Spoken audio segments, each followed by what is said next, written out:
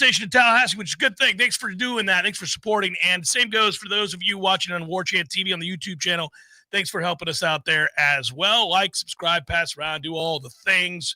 Thanks for listening to the show, no matter how you get it. Could be podcasting right now. I don't know. You lots of different ways. And we are underway. Libations Friday means Lee Sterling in the second segment this hour. My mother will come in to make her picks as they get set. And we will try not to be too distracted by the Ryder Cup, which is hard to do, man. It's hard to do.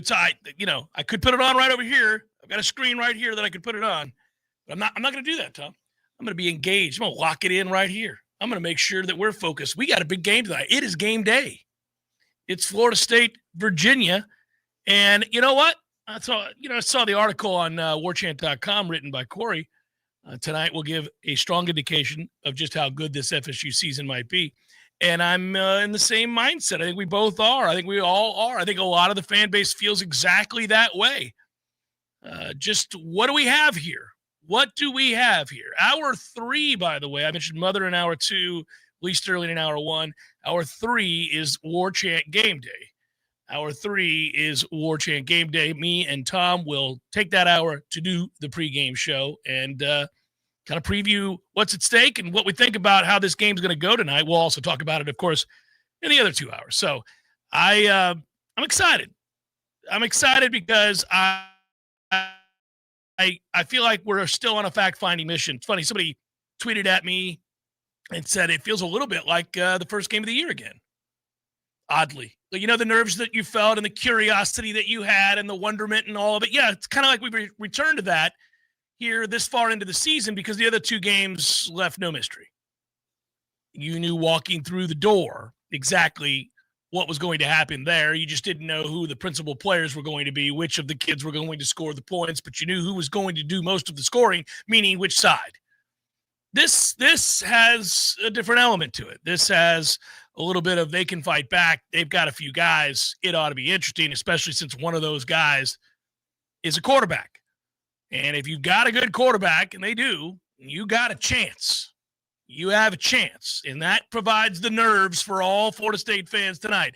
How many times have you watched a guy play over his head, play the game of his life, make it exceedingly difficult, and the next thing you know, the crowd becomes a factor. You're deep into the second half. Things haven't gone well. People begin to press. The way you conjure it all up in your head as a fan when there's something to lose, how you begin to think about games. Of course, it could just as well go rocking chair for Florida State. Could be that physically Florida State is so much better than Virginia that a one-trick pony won't get it done for the Hoos, and Florida State has their way on the ground early, takes the crowd out of it, and this thing becomes a beatdown. We'd love the rocking chair on a Friday night. Rocking chair Friday nights can get fun in everybody's household. No maintain necessary for a Friday night rocking chair affair. At the house, no. Absolutely you're good to not. go, man. Good to go. There's no morning window tomorrow. For you and me, there is, but yes, not for the fans. I'm talking to the people here. Yeah, people. Yeah, that's right. It's this whole day has been, this whole week really, once the line came out, has been, what are we missing? What are we missing?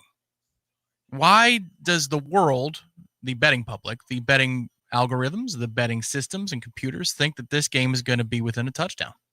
What gives? Yeah. And thankfully, we only have to wait about 6 more hours before we start to find out the answer to that. So, yeah, I got antsy about an hour ago. I was like, well, that's not good. It's lunchtime. We got time to wait here, and you got a show to do.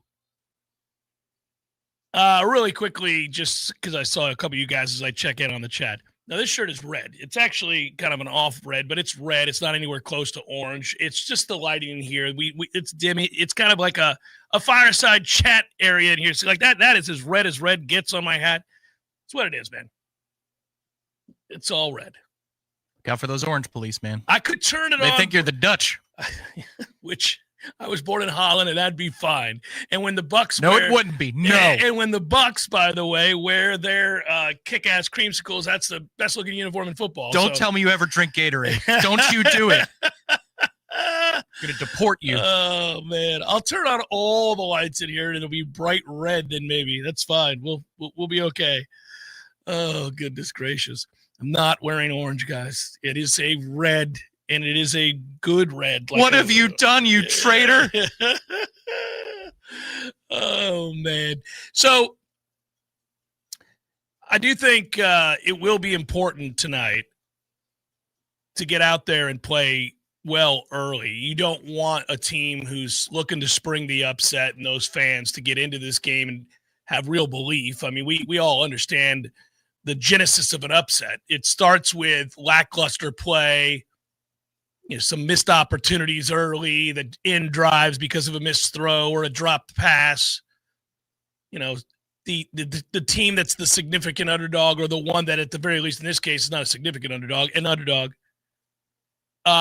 then, they begin to think that, hey, wait a minute, we could play with these guys. You know how it works, right? So let's hope in that first quarter you see the same sort of efficiency you've seen from Florida State up front, blocking well and really opening up the door for Florida State to be able to run the ball.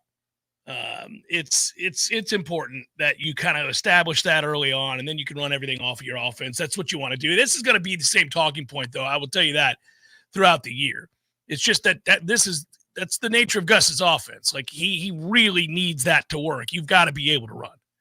And if you can't, then you get into the worst case scenario, which is, again, Tommy having to sit in the pocket and throw, accurately into tight windows on low leverage situations, meaning you're behind the chains. You don't have the leverage that you need. I don't know that Virginia can make Florida State do that. That's the whole thing that we've been talking about all week long. So the thing I'd say is, even if they get Florida State into a 3rd and 7, can they cover? Are they going to come up and try and cover in that circumstance? Because if they do, it's not going to go well unless we miss a throw. And then if they don't, well, then it's just about scanning the field and finding the right hole in the zone and dropping it underneath it. Because Virginia in a 3rd and 7 tonight, if they're going to play to their trends so far, will give you a 15-yard cushion in that setting. And it's going to confuse people. They're going to go, what? Yeah. Can you imagine, though? I mean, I can't. They have film, Tom. They watch the games, too. They are 3-1. They had a nightmare performance against NC State and let a game get away that they should have won. But, I mean, there's nobody on earth that looks at the film and goes, yeah, I like giving 15-yard cushions on 3rd and 5. I think we should keep doing that. I know. I can't believe that's going to happen. I don't. But we have seen that from many coaches over the years in both the NFL and the college ranks. It's the sign of a bad defense, but you see that. It's almost as though they're willing to concede the first down because they know that they're just going to try and tighten up when it gets to a short area in the red zone. But they don't want to get beat for a touchdown on this play by being too aggressive. It's scared coaching, but it's also, I think, born out of I don't have the players. I'm sure it's really frustrating. But I just, you can't, it's like we use golf as an analogy a lot on this show, but you've been in those moments where I'll bring it back home, when you're in such a rut that with one particular club, I cannot hit my 3-wood. I don't know what the hell this problem is with me and the 3-wood, but we don't get along at all. And then you have a shot that absolutely requires you to hit the 3-wood, and you have to play the game the wrong way. Well, guess I'm going to hit my 5-iron. I tend to thin my 4-iron. I can't hit my 3-wood. Guess we're going to hit 5-iron here. We're not playing the game the right way. What are you doing? You little slap ass? You just out here just punching it along? Hey, man, if your wedge is cooking, a little 5-iron wedge, not a bad idea. You know what I mean? I know what you mean. Time and again, you're just stuck with this less than stellar option because you can't play the game the right way or fix your damn 3-wood. Go fix it. Go learn how to hit it. I could never be a defensive coordinator who's like, well, the thing of it is they only need 4 yards, but I'm going to go ahead and play 10 to 12 back, guaranteeing they get the first down, because if I don't, they're going to score. Well, they're going to score anyhow if we keep doing this. They're going to keep scoring, buddy. Put it on your bingo card for tonight. You'll cover that square pretty early. Well, it's beautiful then. If we get into 3rd and 4s, it's pitch and catch at that point. It's just turn and throw. Like, it's not like, hey, I've been critical in the past of Tommy's inconsistencies as a passer in the course of his career. Now, he's been very good so far and pretty sharp for Florida State so far in passing situations this year. He's missed some throws. Everybody does, but he's also made some big-time throws, which has been, really nice to see. And there are going to be games this year where he has to make several of them. Somebody's going to be able to try and take away his legs as the primary weapon.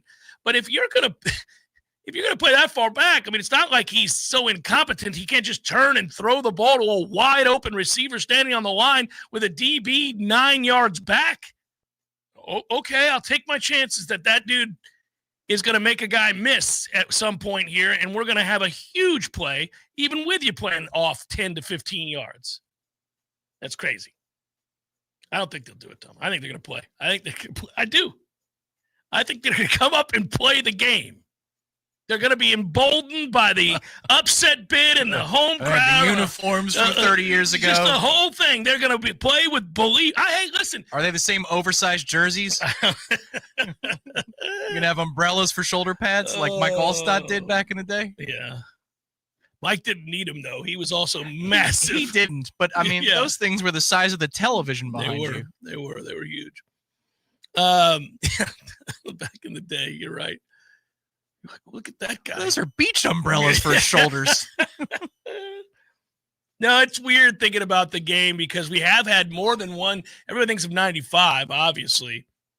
But we've had frustrating moments with Virginia. Yeah, you were up there for Willie's one game I was. We had a couple open receivers. We had the game won. And a couple open guys down the stretch, as I recall.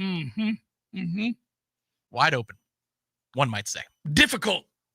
I've had to be in attendance for some of those moments, some of those frustrating moments. Of course, there was the glorious Wyatt Sexton moment, though. Just throwing it around the lot, baby boy. Vaguely remember that. But, yeah, we've had some moments where, look at this kid. He has sucked against everybody this year, and today he's Joe Montana. Got it. Yeah, it's playing a conference long enough, you're going to have a few. But it seems like other than NC State, Virginia has had too many of those moments with us. Yeah, it's weeknights, too. It doesn't matter who the other uniform is. We've had blowout wins on weeknights. They're harder to remember because in your brain, that's what's supposed to happen. Right. So therefore, you discard that. Yeah. But even BC's risen up on a night. That's even on a night in which we weren't quitting and taking a nap like at the end of Jimbo's tenure. We had BC rise up, Virginia rise up, NC State, North Carolina. Thankfully, we came back that night. I believe it's at the root of the angst that you might feel if you're listening to this and worried about the game in any way. I don't think it has anything to do with the evidence you've seen from both teams, because the evidence you've seen from both teams would have you relaxed, would have you believing Florida State is going to win and win comfortably. It's that it's Friday. It's stupid. You're playing on a Friday like a high school team. I hate it. This stupid league, it is silly. Be out here on a Friday night like a bunch of a-holes. Yeah, you're not kidding. The benefit to it is, though, you could take in a lot of football on a Saturday. Well, yes, there is a viewing benefit to it for you and me, the fans, afterwards, and there is an actual football benefit to Florida State with the extra day's rest before facing Miami, sure. And a ratings benefit for being on ESPN and being one of the only games in town because the Big 12 game kicks off later. I guess. I mean, as opposed to what? If you played them on an actual Saturday? And on Saturday on ACC Network, you wouldn't rate. You wouldn't catch a number. So that would be frustrating. You're going to get a good number tonight. Yeah, I guess, yeah. Yeah. Until we go power 2. All right. That's what you got to deal with. Capture the money. It is. Let me answer Frankie's question here. We should answer Frankie's question here before we go to break and before we bring in Lee Sterling. Where can I find the bonus hours? I don't see them on Apple Podcasts. They're there under hour 3, H3. So you see hour. It doesn't say bonus hours. Sometimes I'll put bonus hour on Tuesdays because it's more of a standalone thing. From headlines. But like Tuesdays, for example, did have H3 next to it. So H1, H2, H3. That's where they are, Frankie. Thanks for looking for them. Say hello to your cousin or son or brother, Tommy, tonight, Frankie. Appreciate you. And don't go talk to Tom Brenneman. Your last name will scare him. Good old. He's not doing the game tonight, is he? No, he's CW. Oh, you scared me. I was like, wait a minute. He's relegated to the CW. No, he's CW. Reason. But if he's watching this to get notes on Virginia or Florida State for future, like, Castellanos. Oh, no. What? It's a deep drive. All right, so Lee's going to come in and make his wagers. We'll do it next. Jeff Cameron, Show 93.3, Real Talk Radio, Warchant TV. Go custom with your window coverings with help from Budget Blinds of Tallahassee. Budget Blinds. If you're just thinking about buying some shorts, you need to get them from Chubby's. And I'll tell you how and how to save money in just a moment. But they have an NFL line, which is really cool. Chubby's has the officially licensed NFL gear. If you're a fanatical fan, but you don't want to wear a jersey, like you're not a jersey guy. Maybe you're my age, and at my age, it's hard to pull off a jersey. You could be Tom's age, but I don't mind wearing jersey. So there's an elite alternative. Tom, pull up what we got here with Chubby's. Look at all these. Yeah, there it is. Okay. Show me the Miami Dolphins one. I've got my Bucket Ears Chubby's shirt that they sent me, but I haven't seen what the Dolphins look like or the Jags look like. Oh, there we go. Look at that. I like the far left Hawaiian shirt for those of you just listening on the pod, but look at that. That is what we do right there. So a Dolphins game day shirt, and they need your help at Miami. So, wear your gear. Be proud. Do the right thing. For a limited time, you can use our exclusive code JCS for $10 off at chubbysshorts.com/JCS. Yes, that includes the NFL collection. Let those thighs hang out and let the good times roll. And here, for a limited time, our friends at Chubby's are giving you listeners $10 with the promo code JCS at chubbysshorts.com/JCS. That's $10 off your order with the promo code JCS, and that includes the NFL collection. Support our show. Tell them that we sent you. Express yourself and level up your game day wardrobes with our friends at Chubby's. Systems that don't fail. Because when you live with discipline, water doesn't stand a chance. Gutter Solutions and Waterproofing. Visit guttersolutions.net. With us, it's personal. A roof isn't decoration. It's your home's first line of defense. At GSWP Roofing, we treat every build like it's mission critical. We're GAF Master Elite certified, led by a former Marine. And we don't cut corners. We execute with discipline, precision, and materials that hold the line. Storm after storm, year after year. Repairs, replacements, full installs. This is roofing done by the book. No excuses, no shortcuts. GSWP Roofing. Online at gswproofing.com. With us, you're covered. License number CCC 1335048. Hey, let me tell you about my friends at Tried and True Consulting, a Seminole-owned business that specializes in payments and business solutions. Tried and True's core expertise includes card, ACH, point of sale, mobile, e-commerce, and hosted payment solutions. Tried and True will help you reduce costs and increase your bottom line. That always sounds nice. Whether you're a retailer, restaurant, licensed professional, or service industry, Tried and True is saving you money. Tried and True's expertise extends to payroll, video menu ad boards, IT services, web design, and social media. It's time to make one call and tell the competition to take it on down the road. Call Don or Joe today at 844-464-6653. That's 844-464-6653. When you do business with Tried and True, they contribute 10% of the net revenue to the battle's end. So go Tried and True today. Call 844-464-6653. From the championship stage to coaching change and everything in between, Warchant.com remains your home for the best FSU football coverage in the business. Brutally honest columns and features, market-leading multimedia presence across video and podcast, the largest FSU fan community with a staff that combines for over 100 years of experience covering the Noles. When change comes, Warchant.com is your home for analysis from every angle. Warchant.com, your ultimate Seminole sports source. Sign up today.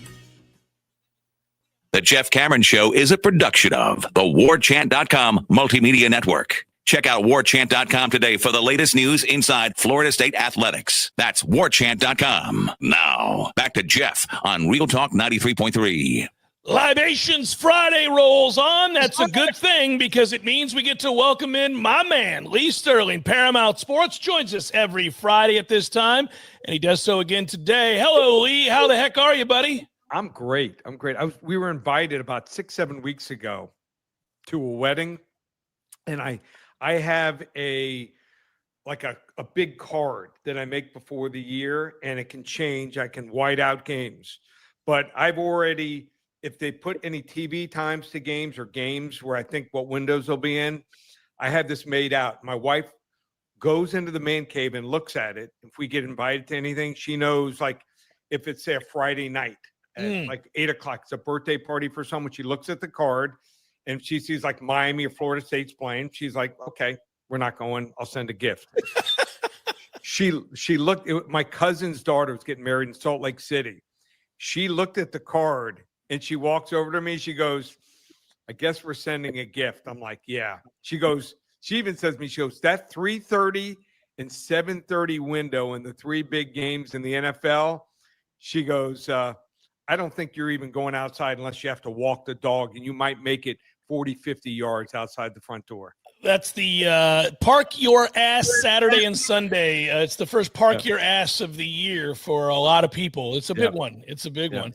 Hey, speaking of which, let's go Ole Miss LSU, because my producer thinks this is a game between 2 fraudulent coaches. He doesn't like either one. He makes me laugh every year. He always says that he thinks that, look, there's a game to be lost, and Lane Kiffin will find a way to lose it every year that he has no business losing. And the same goes for our friend Brian Kelly on the other sideline. And now they face each other, and the spread's 1.5. And who do you like? What's going to happen if Mario Cristobal's and these 2 teams are in a semifinal, and Mario and some other bad coach? Can you imagine? I mean, so what will happen is poor game management, and somebody will have to overcome it. Yeah. It's crazy. You got to think that these coaches, I know Miami now has someone in the booth, but I've still read Mario's lips sometimes, and both of these 2 guys' lips, and what they say just doesn't make sense. Here's the thing with Lane. I think he knows better most of the time. Mm-hmm. He just gets down 7 to 10 points, and he just starts going for it. He shuts down. He gets desperate. So you think that he wants to lose to his daughter's boyfriend's team here? No. I would have a rule. If I was a head coach, Jeff, you don't date anyone from another school. Another opposing team. If we're playing them, okay, you want to date maybe great to date a guy from USC. They're not going to see my daughter but 4 or 5 times a year. So that's better. But here's the problem for Ole Miss. I think LSU is just flat out better talent. Ole Miss probably has the better quarterback and better offense right now. Trinidad Chambliss is that good. If he wins this game, I think he stays the starting quarterback over Austin Simmons. Simmons is a talent, but 2 games he's thrown 2 interceptions, and one or both of them were bad reads. I think Chambliss is the right guy for them right now, but LSU's defense is right there. Really good unit. Their offense with Garrett Nussmeier, they could explode, and this is probably the defense that gives up 33.5 points per game for them to do it. I'm taking Ole Miss.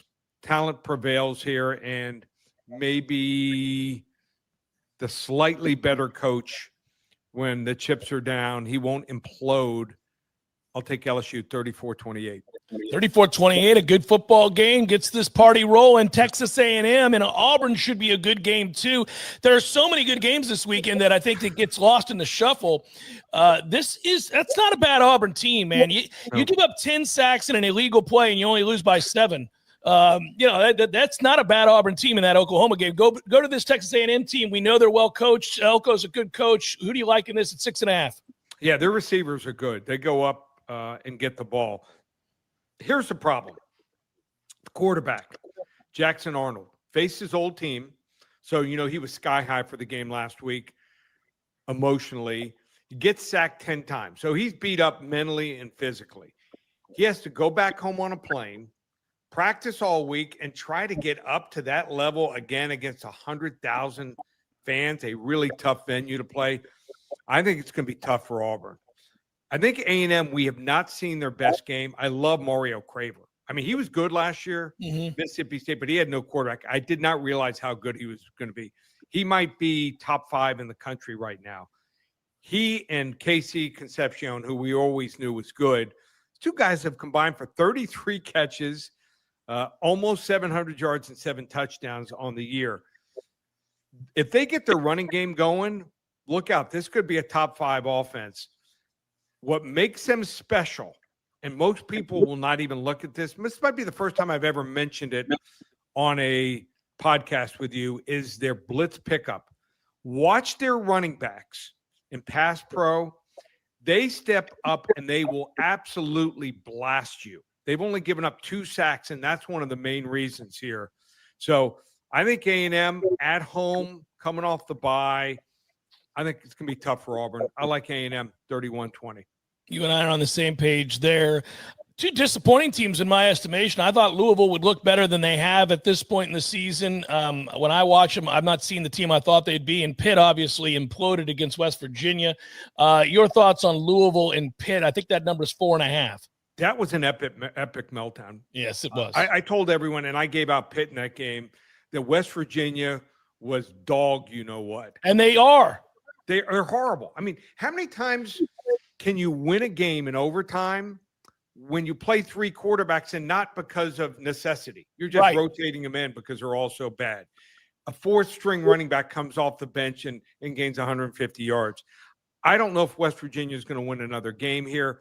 Pitt, every year they have one game they implode, Eli Holstein, but I do think he's still a solid quarterback. I think he's going to come back. I would love to get a hold of him. If they could improve him a little bit mentally and really good quarterback coach, I think he could be special and could be a starter in the NFL. Hint to any GMs here, if they're listening. Most of these guys are dodo brains, especially my GM, Chris Greer, here in Miami. Yeah, you're on a famous run right now, buddy. You got a good one in Tampa. Yeah. So Miller Moss, I don't know if you knew this. He never took a snap from under center at USC. I did not know that, but in modern game, I guess it's not stunning. Crazy. Yeah. So even if I had a quarterback, then I certainly would train him for quarterback sneaks or certain plays to be able to do that. I don't think he's thriving yet in Jeff Brom's quarterback friendly offense. Two games, he's thrown 2 picks each. There's 5 or 6 throws every week, just not there. And the home team, 5-0 straight up and against the spread in this series. This line, if Pitt beats West Virginia by 2 touchdowns, which they should have or more, they're the favorite. Wrong team favored. I think Pitt wins this game outright here, 30-23. Well, obviously tonight's game is what got everybody nervous this morning when they woke up. Florida State has a chance to set up a window that will take us back to the 90s. Florida State, Miami, both in the top 10.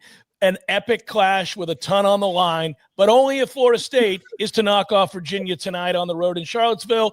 We're old, so we remember 1995, and we remember the moment, the pain that still stings every time I think about that game and the ridiculousness of having Danny Cannell throw it 67 times on the road in Charlottesville. I don't think Florida State will do that tonight, not in Gus Malzahn's offense, but they're given 7, 7.5, 6.5. Shop around, everybody, see what you can find.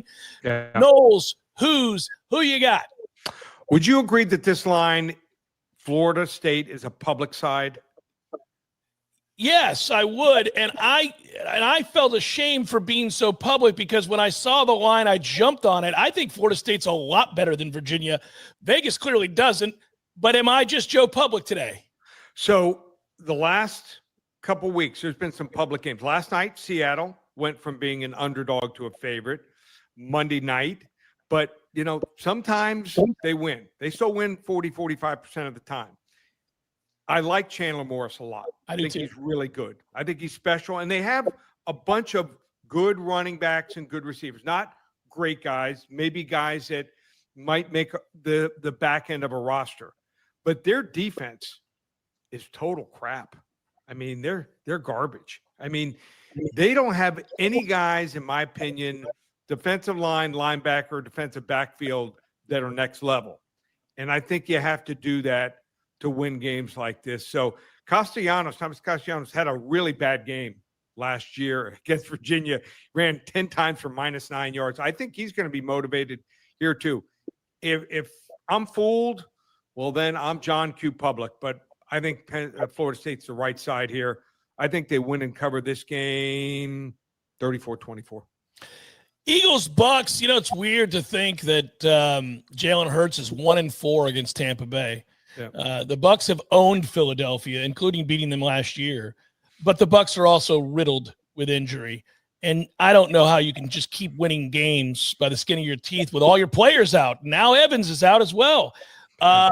Everybody's crossing their fingers that we get Godwin and Wirfs and everybody back, but your thoughts on Eagles Bucks minus 3.5 with the Eagles? Yeah, the public is shocked when they find out that Tampa Bay has won 6 of the last 7 games. This is also, it's the 5th straight time when they've met. The game is in Tampa. So the weird scheduling dynamics, that might play into it a little bit. But last year, Tampa Bay won 33-16. In that game, a lot of people forget, Devonta Smith did not play. Neither did A.J. Brown. And I think that factors into the game. Now, no Mike Evans, offensive line beat up, defensive line beat up. I mean, Baker's been incredible. Maybe it's happened before, but I can't remember the last time a quarterback was down 3 times in the game and then does it a 4th straight time. It's happened 3 times, but not 4 straight weeks. If someone remembers it, let me know. Tweet at me at Paramount Sports. I couldn't find it. So Baker's been incredible here, but Philly reminds me of Kansas City last year, where they would just find ways early in the season to win games. So I don't think Philly's going to win the Super Bowl. I really don't. I think they have too many holes in their defense, but I just don't know if Baker can do it a 4th time. I like Philly 26-20. Your game of the week, South Carolina and Kentucky. Another good football game. Spreads, single digits. How can folks get the game? I'm calling this my future first fired coaches bowl. I like it. I do believe Shane Beamer, if he loses this game, that he's not going to make it. Did you see the rest of their schedule? I have not checked South Carolina's schedule, no. After this, they got to play LSU, Oklahoma, Alabama, Ole Miss, and A&M. Ouch. So must win for Shane Beamer. If he loses this game, I start negotiating with Virginia Tech. Go home. Just saying. Yeah. And I think he's a pretty good coach. The problem is they just don't have top-end talent. So we're going to find out. They were ranked 11th. Shows you how much the pollsters how many mistakes. They were ranked 11th a couple weeks ago. Can they bounce back and beat a Kentucky team playing a backup quarterback? First 5 callers that call, 800-400-9741. I'll give it to them for free. This game is that big for both coach, I believe. I think Stoops is on the hot seat. Both these two teams need to start spending some serious money and get a coach, next level coach, if they want to make it. They want to be in the top half of the SEC, or else they're going to be bottom feeders. So first 5 callers, 800-400-9741. And you want to hop on board since Sunday. We're on a 6-0 run in the NFL. We're going to probably have 13 to 15 games from tonight all the way through Monday night on our executive phone service. You want to try us out for a week or for a month. $97 if you use coupon code SAVE100, ParamountSports.com, or it's not October. We call it Locktober. Every game through Halloween night, October 31st, just $4.97. That works out to less than $100 a week. So now's the time to hop on board. Also a UFC card from Perth, Australia. 7 selections, $37. Just one place. I'll be playing it. You know where to find me, ParamountSports.com, on the couch. Lee, enjoy that park your ass weekend that every man around the country is engaging in, and we'll all celebrate together and meet up again next Friday. Take care, brother. Looking forward to it. See you, Jeff. Later. Lee Sterling, Paramount Sports, joins us every Friday. Always appreciate it. We'll go back, take a look at those games. Ole Miss, Texas A&M, Louisville, FSU, Eagles, Bucks, and South Carolina, Kentucky. His games of the week here for the Jeff Cameron Show. 93.3 Real Talk Radio and Warchant TV. Your local news now.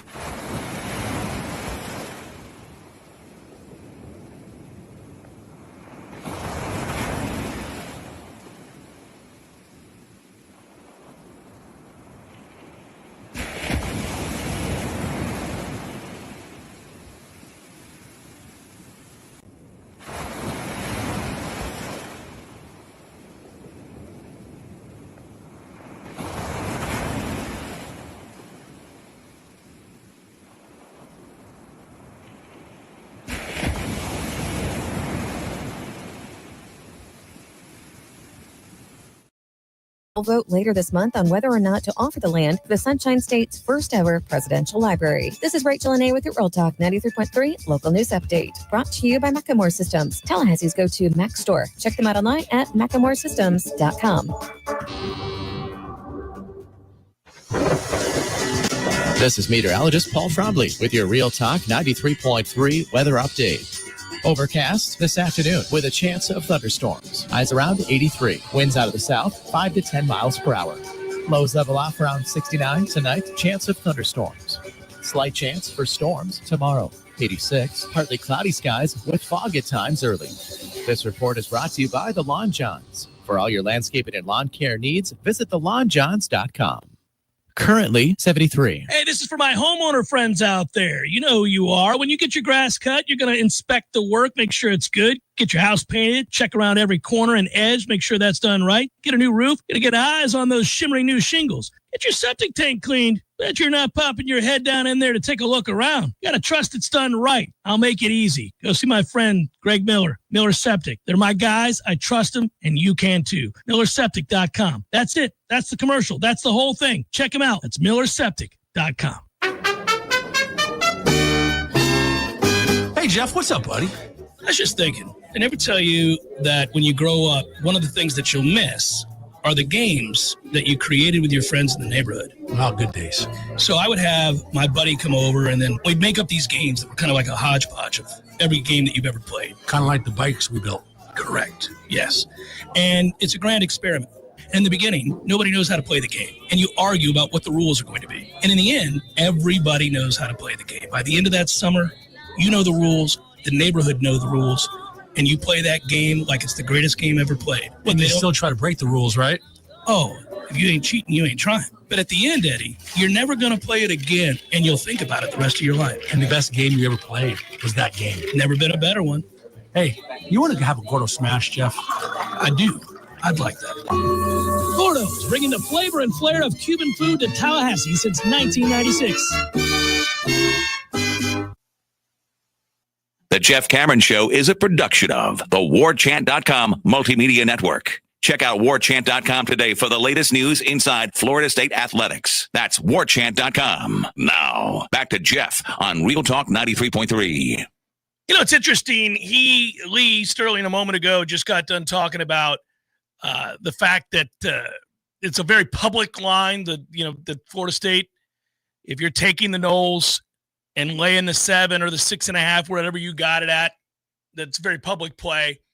And in the midst of that, I was reading another write-up today, and I've probably read 20. I do that for every game. It doesn't really matter. And you put stock into the guys that you've watched play out over the years with some consistency, and the ones that don't, or none of them. I don't know. I mean, obviously, I've got my own opinion on every game, just like you do.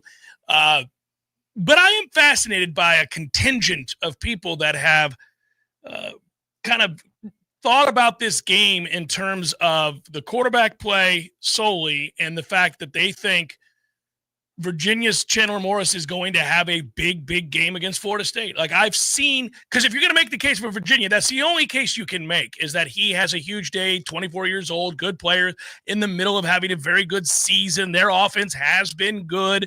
But man, it's interesting. You would hang your hat on that and ignore the other side of the ball completely.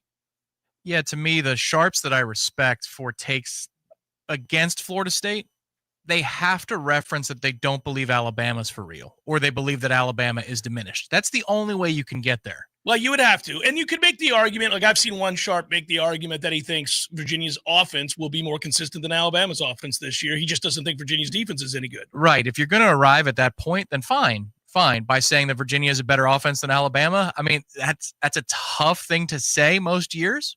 But if that's how you have to think in some way like that in order to get to take Virginia and the points around a touchdown tonight. Outside of football being football, which can happen, turnovers, red zone. I keep saying that this week. Those are the ingredients, but that's not how you bet. You don't bet on red zone failures. You don't bet on turnovers. That's hoping. That's not being smart about the way. Those are things that affect the game that could absolutely ruin or save your bet, but it's not what you base it on. Is right. Look, Chandler Morris has thrown for over 1,000 yards this year already in 4 games. He's got 8 touchdowns to 1 interception. He can run. He's a big, strong kid. He's done a lot of good work in the group of 5 prior to coming to Virginia. He's a good player. The one thing I will say about public betting and college football, it's not quite the same because we're in the transfer and the NIL era. That is right. But dominant teams are public teams. 2013 Florida State was a public bet every week. And you know what? Until the Alabama game, you covered every week. Well, your first half Alabama play from 9-10 years ago. I did it every week. That's a public play. I know it's a smarter play because not a lot of people dive into the first half number. But you're playing a favorite. You're playing a team. You're betting on them to be dominant. Clemson was like that in the early part of the last decade. We're finding out tonight. This is the betting way of saying the same thing that we say just from a general standpoint. We're finding out if we've got potentially a dominant team on our hands here. So if you look at Florida State in terms of finishing drives, we're 15th in the country in offensive finishing drives, which is a nice metric, and that's a problem for Virginia, by the way. Their defense has struggled in that same statistic, right? Getting stops at the end of drives in the red zone. We're 18th in havoc allowed. So that means our offensive line has played very, very well. That's more than solid. That's straight up good. Now, of course, in 2 of the games, you're playing 2 teams that are completely overmatched, but it held up very well against Alabama. Here's the other thing you could say, though. Because Alabama doesn't blitz, have you truly been tested in that regard? I don't know that Virginia's going to be the one to bring that test. I think Miami is the better one to tell you if you can hold up against pressure. That defensive coordinator, Womack, does not like to blitz, and frankly, he only did a couple of times, and we were ready for it because we were expecting that they were going to do something different. Well, if Virginia brings more than 4 tonight, I tip my cap over to you, brother, because that's your approach. That's the way you would play Florida State. That's what I would see do. if they do it. I mean, that's what I would do if I were them. Because I don't think they can get stops. I think they have to take risks and then hope to turn it into a track meet. You could argue the other side. Any given week, we could do that. It's fun. Well, it's funny. I think it's kind of the same way the other way. Not necessarily in terms of taking risks for Tony White. By nature, he does. Yeah. But I could see this being a night where they give up, I don't know, 300, 400 yards to Virginia. I know that's a lot. If you get into a track meet, these numbers aren't as what you think they are in your brain. Mm-hmm. But they have 2 or 3 picks. You know, like it's a Jameis Winston NFL experience, turnovers and touchdowns, big plays. Yeah, I could see that being the case when Virginia's offense is on the field and Florida State's defense is on the field tonight for sure. We, by the way, on defense, and this is the whole point of Tony's defense. We talked about this going into the season with the 3-3-5 and what he's attempting to do and what he's been successful at. We're 18th in defensive havoc. We do present problems. Now, again, 2 overmatched opponents, but they did create havoc against Alabama as well. And now this is a decent Virginia offensive line. This is not a bad offensive line. This isn't one of those games where you go in and say, boy, this offensive line's terrible. They're not terrible. Now, they've been banged up. They've lost some guys, but they're not terrible. I'll be, again, a show and prove game, I guess is what we're saying here. Again, you watch the way that Florida State is not only handicapped, but written about from this point forward if the performance is dominant. Now you've kicked down the door and there's no more question. Not because you beat a Virginia team that already has a loss to a bad NC State team, not because you take care of business and win a game you should win on the road, but because at that point, if you dominate this game and you controlled the Alabama game significantly and you set records against lesser teams, well, now you're just a model of consistency that you play to a level every time you play. That level may not be good enough to win a national title because you may not have good enough players, and somewhere along the way you'll run into the wall and you'll lose that game. But every Saturday you're going to play a way that if the team across from you isn't good enough or don't play hard enough, they're going to get blown the hell out. This is one thing that would stun me tonight. If they look like they're going through any kinds of motions at any point, I would be stunned. I mean, you already have 3 games of evidence, 2 of which are really good indicators if your head's with it because you're playing East Texas A&M and Kent State. Kent State off a bye at that. And then you have the messaging from the coordinators and the head coach that sounds like they have them ready to go. Sky high. Time release pills for these games. And they worked on Virginia during the bye week, which would tell you and indicate to you in the locker room that this game means something. I would be stunned Because I think, again, part of the math to arrive at about Virginia 7.5, I think is also the look ahead spot. And I just don't think that Florida State is going to do that this year in general. Tonight, I think, is a conversation ender. If they go out there tonight and they look dialed in, and that might not mean the most efficient game in the world, but you see that they're committed to all the details, then it's just in their DNA. We can stop it. We're a third of the way through the season. This is who the hell they are. Well, you recall, we had an elite team, a team that went undefeated, and that team would take entire halves off. That team would occasionally take 3 quarters off. And I'm talking about 2014. Florida State had a pro at every position. And every week they trailed or were on the cusp of getting beat. And then decided, I guess we got to win the game now. All right, we'll play to the best of our ability and overwhelm you and just by the hair of our chinny chin chin find a way to win this game. And that team was maddening. I love that it pissed off the entire college football world that Florida State found ways to continue to win games despite never really playing all that well. But I hated knowing that every time I watched Florida State play, there was a chance that we were on the very edge of the knife, that we were about to lose a game we have no business losing. I would love for this team to be the antithesis. I would love for this team to be, maybe not the best team in the country. It would be cool if they were. But the point is, let's just say, I don't think they're the best team in the country, but I know they're going to play really wicked hard every single Saturday and bust that ass. And you're going to watch a team that cares and is committed to that standard no matter what the score is, the team is, the game is, the night is, the day is, the weather is. That would be awesome, and you can prove it tonight.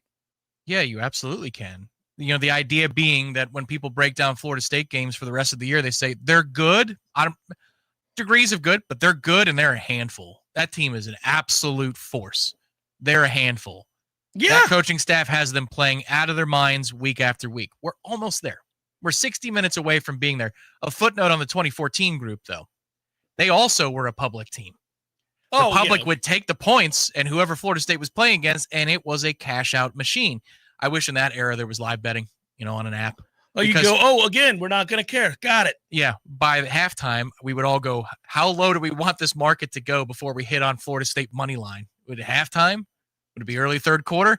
Because you could hit that 7 or 8 times during the season. It would have been a cash register. But in general, the weekly spread, as you were talking about with Lee, sometimes the public is right. 2013, the public was right to bet for Florida State. 2014, public was right to bet against Florida State. Let's hope this is 13 again. It could very well be.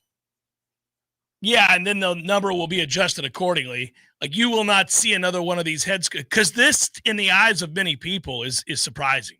It was surprising at the beginning of the week. It was surprising when the first lines that you got, you went, what? That's interesting. Tommy, are they worried about Castellanos' injury? Yeah. Did X-ray come back? Yes. That's exactly what I thought when I first saw the line. I was texting with a guy that's, he gambles a lot, pays close attention to these things. And I said, I sent the number and a question mark, what gives? He's like, that's got to be first road game let down, Miami on the horizon, and they think Tommy's hurt. He baked it into the whole formula. And I said, yeah, that's what I was surmising. But Tommy himself said he's fine. There's video evidence of him being, fine, walking around, dancing, running, looking normal as can be. They've later come out and said he's fine again. And the same goes for the coaches this week saying he's fine. Why hasn't the line changed? The thing I thought earlier in the week was, is Virginia getting 6 all-conference defenders back this week? Like, maybe that's what it is. A couple of guys up front of the line, a ball hawk and safety, maybe a corner or two. Because I knew that they were hurt in the summer. And I was wondering, is everybody back? No, that's not it. Mm-mm. No, they got decimated over the summer. They did. It sucks for them. I hate that happened. I don't root for that for anybody, but it's the reality of the situation, and you have to assess it, and you bake it into your conversation about the game.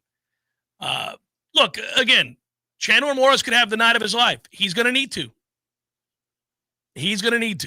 And they've got a good running back. Jamari Taylor's a good running back. And they throw to him as well. And so, yeah, they could present some problems. And we're allowing for that in the discussion, that they could present some problems for this defense. They probably are going to have a couple of drives that leave you a little frustrated. Well, to your point earlier in the week, if you could assure the result, you would say, good. Yeah. We need that. Wake We up. need that. Yeah, It's yeah. been a month. Yeah. We need to be tested again if you could guarantee the result. Yeah, and you want, by the way, you want obviously to win the game, but you want to overcome certain levels of adversity, especially on the road in the conference. You build upon that. You gain confidence from that. You glean information from that you can use. Both, the interesting thing about that is it helps develop emotional maturity and intensity and focus, as well as, the actual strategic value of showing how you were exposed and how to remedy that and what we're going to adjust to now that certain things are being attacked because we've shown enough on film that people have adjusted their game plans. I mean, that's going to happen as the season wears on and you put more and more on tape. You want that to happen, obviously, just so long as you assure that it happens in a win. Let's get to, I missed it. Steve writes, catching the show from Vegas today with the Ryder Cup on in the background. Life is good, boys. Thanks for the great content, Go Noles. Hey, thanks, Steve, and that is awesome. I hope you're having a blast out in Vegas. I know that you are. What a cool place to be for the Ryder Cup and this particular weekend to boot with all of these great games on both Saturday and Sunday. See you in a Virginia Tech weekend, Mr. Matthews. Man, that's a killer. Go Noles from Kentucky, writes Zachary. Thanks, Zachary. I think our guy Mark Stoops up there in Kentucky's in trouble. We got to go to hour 2, and it happened fast. Everybody, this is Shannon Young with Cross Country Mortgage. Been in the industry now for 22 years. I just made the move over to the nation's largest retail lender, Cross Country Mortgage, here to serve you in 7 states, including Florida, Georgia, Alabama, the Carolinas, Tennessee, and the state of Texas. Here to offer better service, better rates, and if you were thinking about buying or if you've been on the fence and been waiting to call me, now is the time. You can still find me at loansfornoles.com. That is, again, loansfornoles.com. I've helped thousands of fellow Noles get into their dream home, and I can't wait to help you get into yours. Give me a call today. I'm at 954-369-6171, or go to loansfornoles.com. Again, that's 954-369-6171, and that's loansfornoles.com. Equal housing lender, NMLS 373031. Hey, you. Can't you read the sign? It says, keep off the grass. Oh, but I just wanted to feel it. Excuse me? I wanted to feel what it was like to have an amazing lawn like you do. It always looks so good, even in the summertime. How do you do it, neighbor? They're called Lawn Johns. They come once a week. Maybe you should give them a call so you can tell other people to stay off your lawn. How's that sound? Ooh, yes. I would love to tell people to stay off my lawn. For the very best in lawn care, call the Lawn Johns at 850-322-2567. Stay off my lawn. Here's the cold, hard truth. Your body needs more than you're giving it to stay healthy. And now it's easier than ever with Vigor, the all-new cold plunge tub from Hot Spring Spas. Available only at Pinch a Penny Pools and Spas in Tallahassee. Cold plunges reduce muscle soreness, boost mood, improve sleep, and so much more. It's not just a trend, it's science-backed wellness. And now you can have it in your own home. Ready to feel alive again? Pinch a Penny has the exclusive home use solution. Visit us on Capitol Circle Northeast and take the plunge. Let me tell you, as a homeowner, I used to dread every rainstorm. Water would flow around the outside of my home, my yard, and the gutters would clog and overflow. I'd have to make sure I had buckets and duct tape ready every time. Then I called New Vision Gutters, and I can see the difference. Now I sleep through the storms. No puddles, no leaks, no clogs, no stress. If you've got water problems, trust me, call the pros at New Vision Gutters, where they take pride and passion in protecting your most valuable possessions. It's the MVP treatment and the best call I ever made. Tired of watching baseball score updates on your phone? Get off the bench and head to the CP. The Corner Pocket Bar and Grill is your home for all MLB games in-state or nationwide. Enjoy the coldest drinks, Tallahassee's best wings, and watch your team in crystal clear comfort. And if you'd like to compete, come by Tuesday nights for CP Trivia and Thursday nights for Beer Bingo, where you can walk home with cold, hard cash. The Corner Pocket Bar and Grill, 2475 Appalachie Parkway. Tallahassee loves the Corner Pocket. What's up, gang? This is an easy one. I've told you guys on the air before. Now, Harry's doesn't know this. Harry's makes razors. They know that. But they don't know that on the Jeff Cameron Show, I've talked about using Harry's. See, I've got the razor right here. Now, this is set up to go to travel because I am traveling this weekend, so I've already prepared. and they gave me a nice little travel size bottle to bring with me. Sorry, you want to see this side? This is Harry's. They sent your boy razors and wanted me to talk about it, but I was like, I already use Harry's. I love Harry's, so this is easy. In South Florida, they all have the weekend off. NFL football coming up on Sunday. The Jacksonville Jaguars go on the road to take on San Francisco. The Tampa Bay Buccaneers are going to play host to the defending Super Bowl champion Philadelphia Eagles. Dolphins don't play until Monday night when they will take on the New York Jets. This Sports Flash is presented by Progressive. Bundle auto and home, renters, or condo insurance and save with Progressive. I'm Matt Pauley on Real Talk 93.3.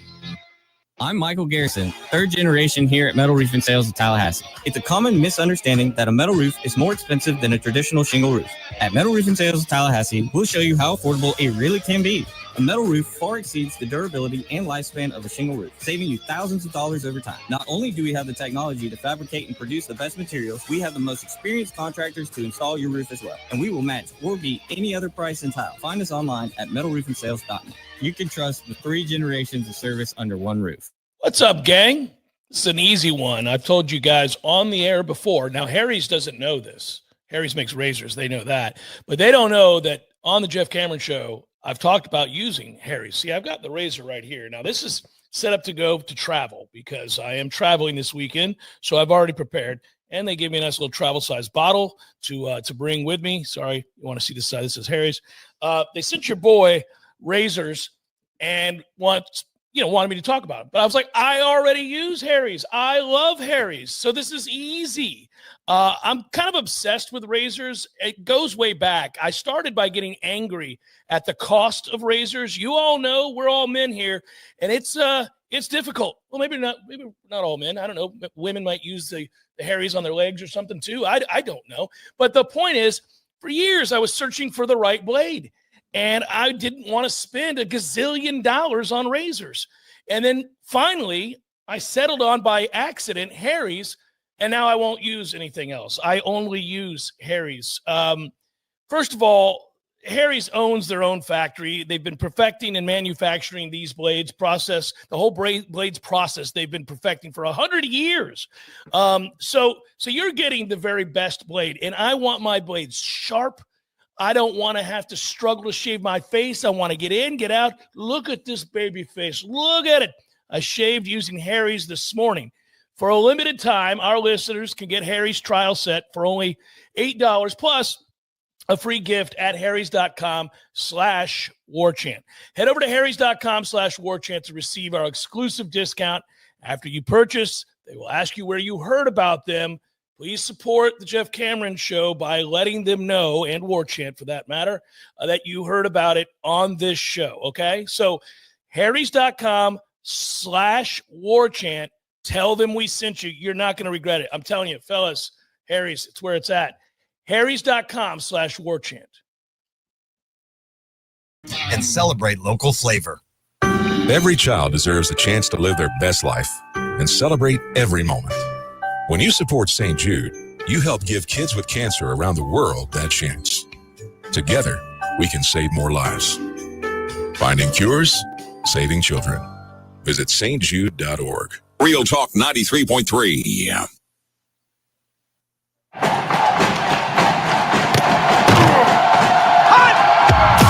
Broadcasting live from Florida's capital city, this is the Jeff Cameron Show, brought to you by Orange Theory Fitness on Real Talk 93.3. Now, stop what you're doing and listen closely. It's time for the Jeff Cameron Show in 5, 4, 3, 2, 1.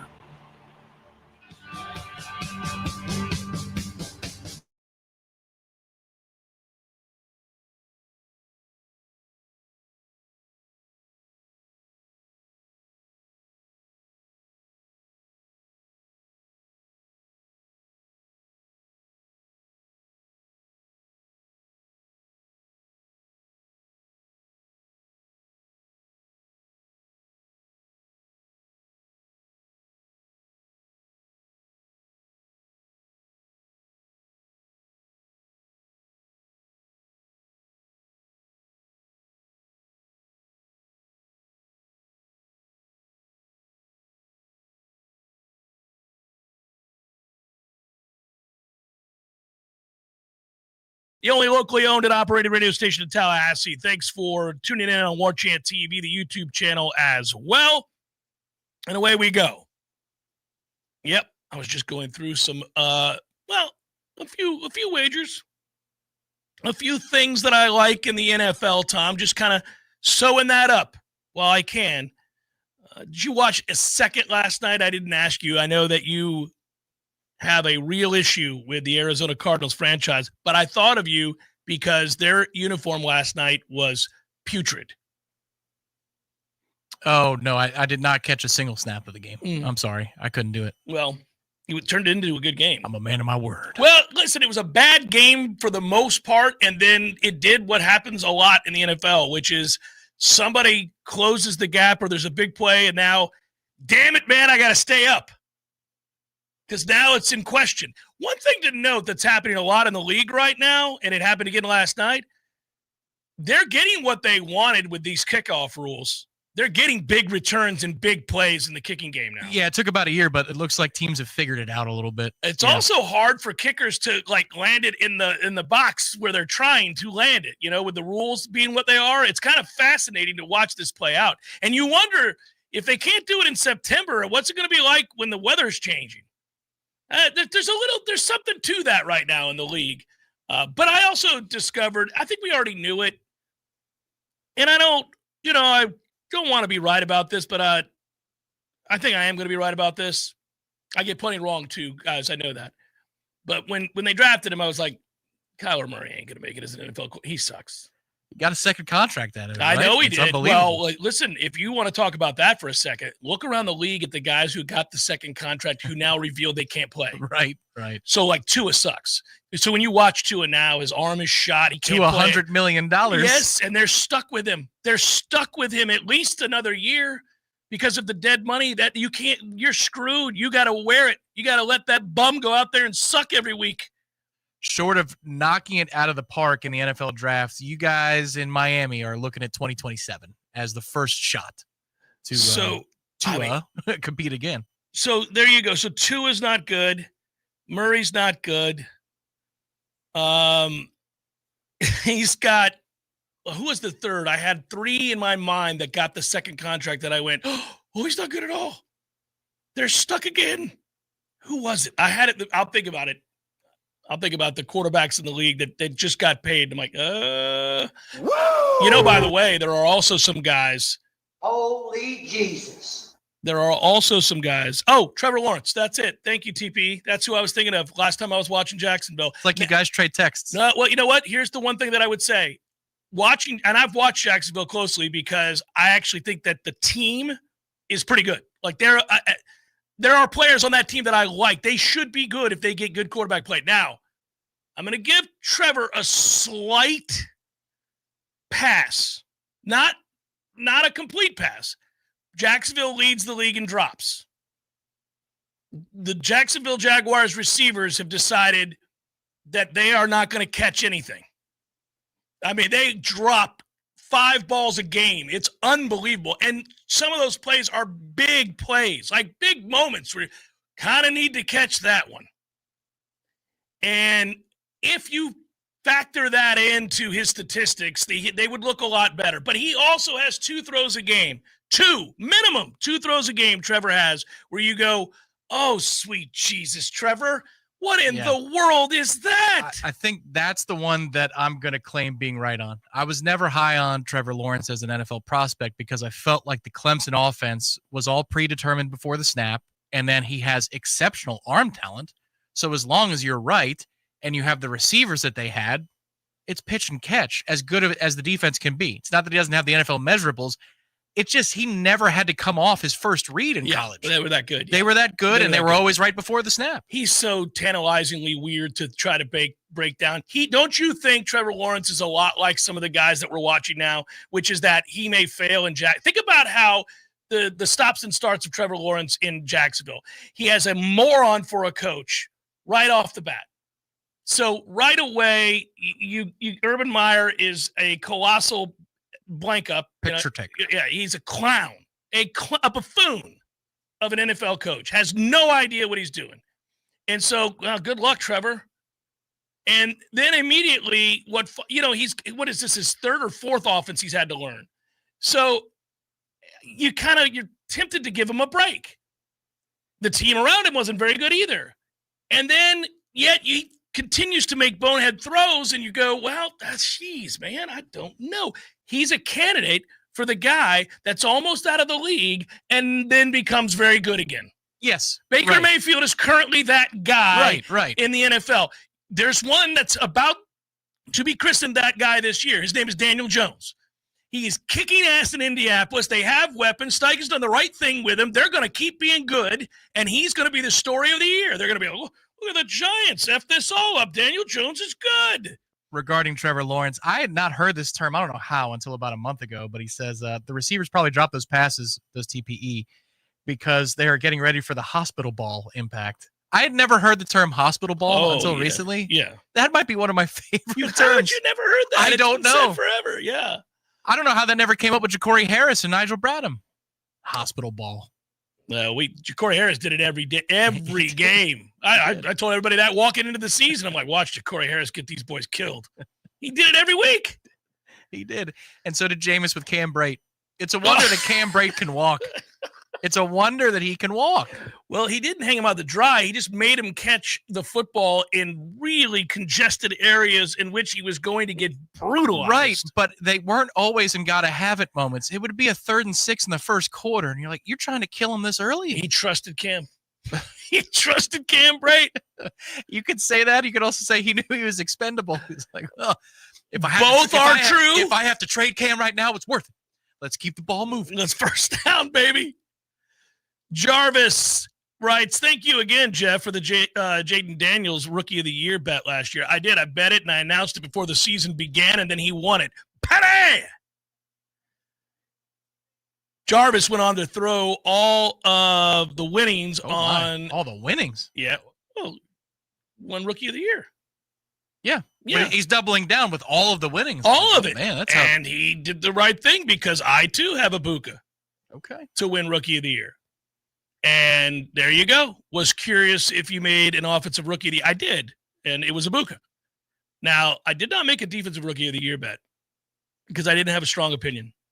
I didn't feel like there was one overwhelmingly obvious choice. Thanks, Jarvis. Look at James B. Holy Jesus. Thanks, brother. I appreciate you very much. James B. writes, very good night at the blackjack table last night, fellas. My treat next time you two are at Tabello's. Go Noles. Well, James, thanks, man. That's awfully kind, and I appreciate you very much. I think he's at the game. I think he's going to the game. I believe so. Yeah, James, enjoy the game. Bring home a win. JB, how will the coaching staff ensure that the offense remains unpredictable against stronger defenses down the stretch? Thank you, guys. Well, every coaching staff self-scouts. Every coaching staff takes a good long look at what they're doing, but there are misnomers out there that I hear all the time when people are talking about football. And it's fun when you talk to coaches about this very subject. When a coach leaves from one place and goes to another place, and then, many years later leaves that place and then goes to another place, and suddenly that coach is playing your team. And then you ask a coach, the coach of your team, what he knows about that guy. He'll go all the way back to wherever he's been, in the very first place he's been to, and he'll say, well, he's still that guy. That's what he runs.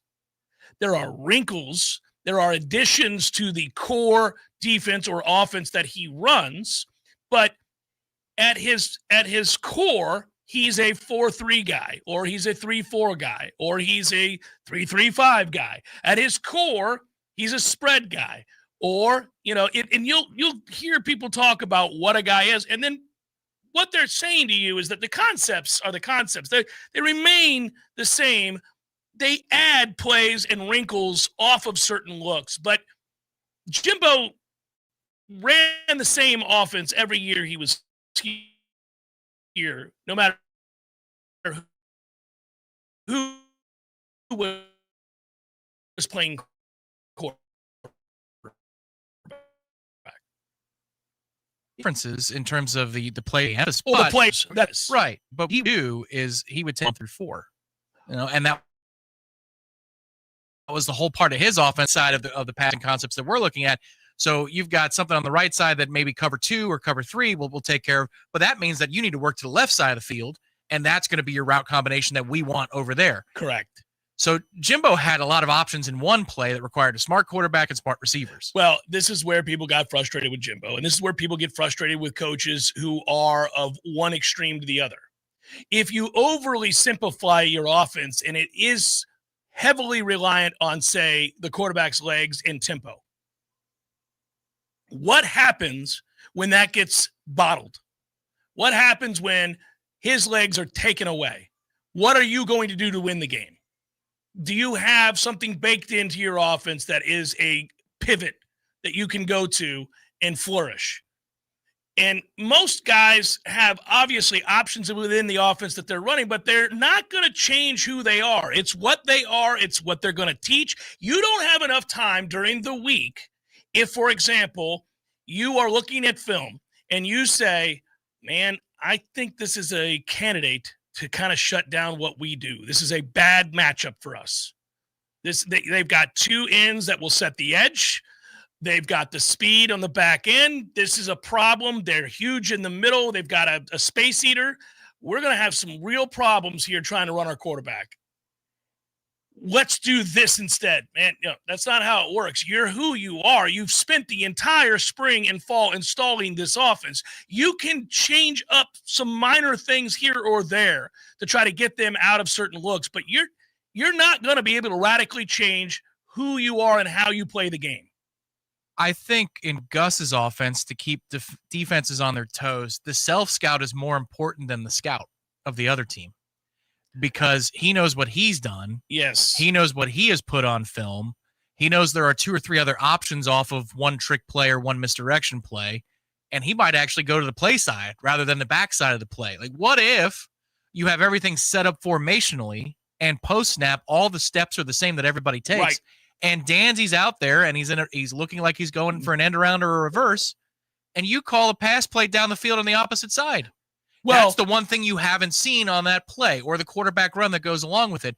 Or he loves to use offensive linemen to manipulate eyes. So he'll pull 2 offensive the linemen other way one way, and then go back the other way. Well, what if he just goes front side? He just stays with it, follows his blockers. That's how he keeps you on your toes, is always tries to make you indecisive. But if you stop the run, we're going to all find that out together. The good news is you got a quarterback run that helps you get out of those situations. Right. He hasn't always had a quarterback that can run. And in It's this why case, his he's got offense a works- really good quarterback who can run. Well, that's why his offense always worked best when he did. That's why the numbers are different when he has that, because you put that in as the basis for what you're doing. It sets everything else up, including the passing game. So off of that run, that quarterback run, or the threat of the quarterback run, everything is set up. I would encourage JB and appreciate the contribution after we're done here today, and after you watch the pregame show. There are Dominic Robinson breakdowns of Gus Malzahn that we did back in the spring. It was way a long time ago. And I think it was 3 parts, and 2 parts were about Auburn. You will see a couple of things he sets up against Georgia during the regular season, or it might have been in the Iron Bowl in the regular season, and then he runs a play off of that in the championship game against Georgia.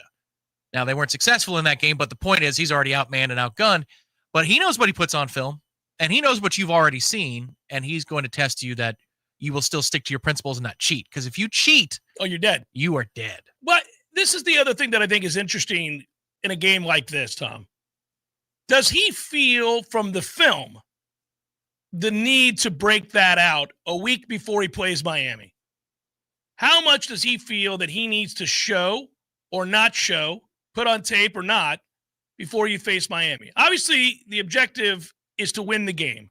So as this thing plays out, if things are not going according to script, then maybe you make some decisions in game to do some things you didn't want to do, because you got to win the game.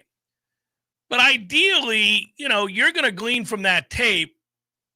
I don't think I have to do anything special or different from my offense in this game that I wouldn't ordinarily do. I mean, Virginia's defense isn't showing me that, because you want to save all of the fun stuff in a game where, they are every bit as good, if not better, than you. The fun part of this offense is I think you can still call trick plays that we have not seen tonight that do set up something else for Miami. Something else off of that, yeah.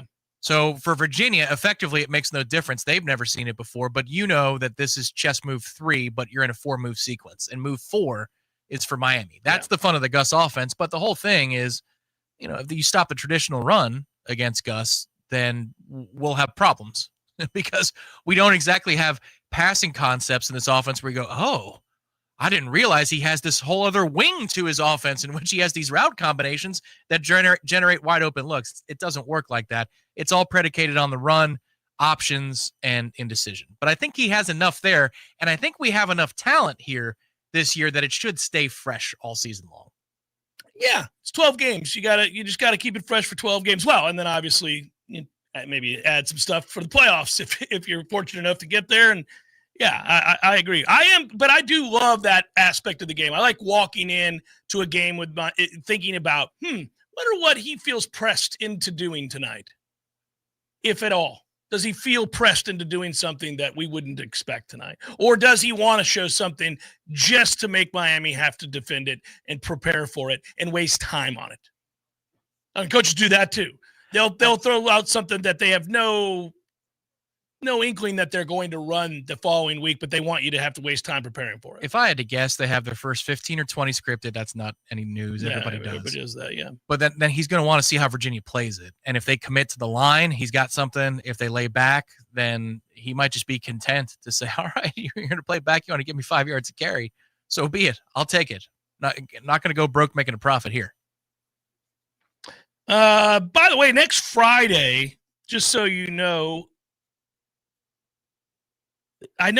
first of all, starting on Thursday, let's get this right. Starting on Thursday, the Heisman Trophy will be at Kraft Nissan here in Tallahassee. It's off of Mahan Drive. You can come by and see it. If you want to see the Heisman Trophy, you'll get a good chance to look at it. And then on Friday, I will be doing a show from 2 to 4. First hour will be here. The 2 to 4 will be from the dealership. And I will have the good fortune of sitting down and talking to my dear friend and former teammate and FSU legend, William Floyd. Bar none will be there. Peter Warwick, who outside of William Floyd is certainly in my top 3. I mean, Marvin Jones being the other. Those are my 3 guys. And Williams just because he's my boy. But, yeah, I mean, Peter Warwick's going to be there too, and I'm going to talk to him. And I'm going to have a chance to talk to Charlie Ward. I just saw Charlie Ward again recently. Charlie and I go way back. And then I'm going to have a chance to talk to the head basketball coach, Luke Laux. So we're going to have a good time. There are going to be players, and obviously Coach Laux will be there.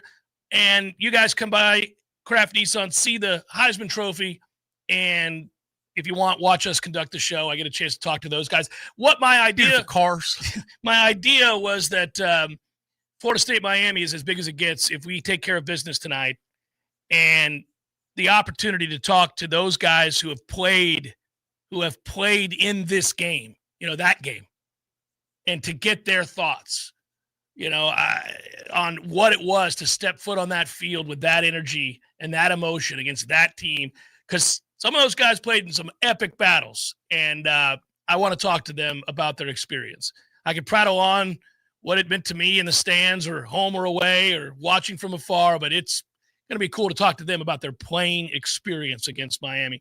So I look forward to doing that. And obviously I'm excited about what Coach Laux is doing. Goodness gracious, with Florida State's recruiting right now and the energy around the basketball program. So there will be snacks and beverages, compliments of Kraft Nissan. We'll be over there next Friday from 2 to 4 p.m. All right, Mom's about to join us. We'll get some wagers in. Let's go. Some men follow the crowd. Others take the long way.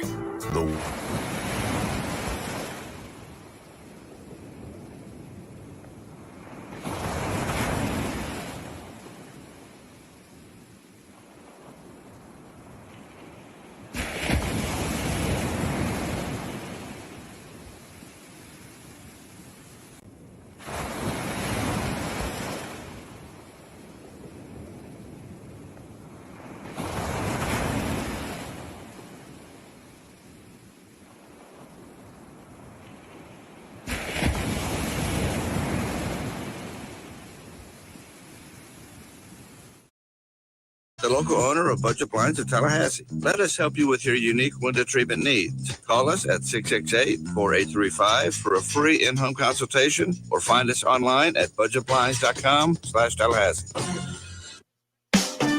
Barry knows cool. He's keeping you comfortable. Barry knows cool. You can put him to the test. Barry knows heating and air conditioning.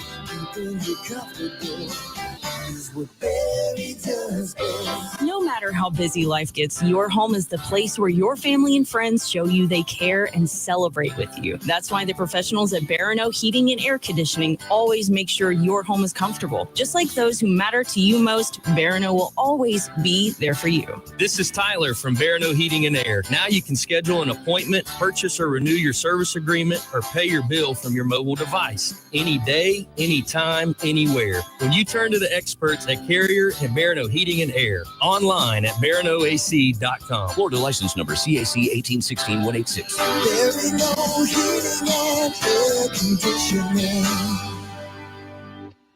Looking to upgrade your backyard, your business, or even your life? Then you've got to check out Southeast Portable Buildings right here in Tallahassee. That's right. Southeast Portable Buildings has everything. Sheds, cabins, carports, and now beautiful decks to go with them.